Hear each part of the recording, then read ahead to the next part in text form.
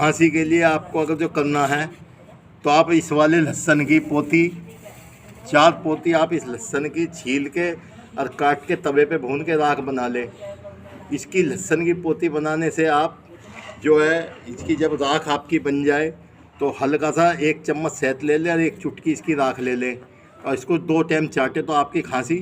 दूर हो जाएगी। और इसी की राख अगर जो आप सरसों के तेल में मिलाते हैं, 4 चुटकी ये